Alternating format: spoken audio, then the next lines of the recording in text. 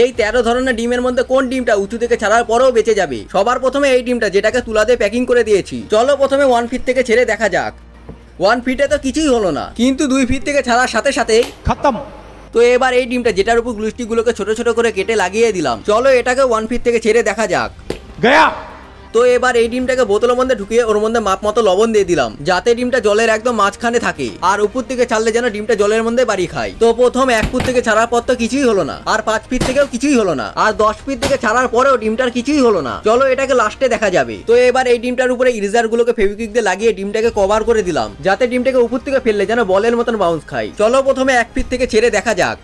1 ফিটে তো কিছুই হলো না, আর 2 ফিট থেকে ছাড়ার পরেও কিছুই হলো না, কিন্তু 3 ফিট থেকে ছাড়ার সাথে সাথেই খতম।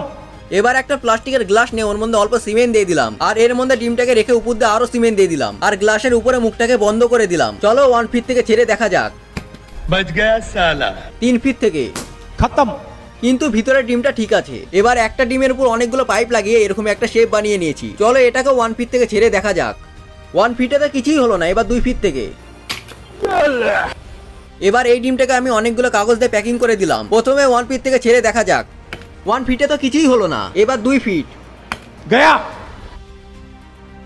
তো লাস্টে বোতলের ভিতরে থাকা ডিমটাকে 2 থেকে 3 বার জোরে জোরে বাড়ি মারার পরেও ডিমটার কিছুই হলো না। আর পরের ডিমগুলোকে দেখার জন্য কমেন্টে পার্ট 2 লিখে লাইক এন্ড সাবস্ক্রাইব করে দাও।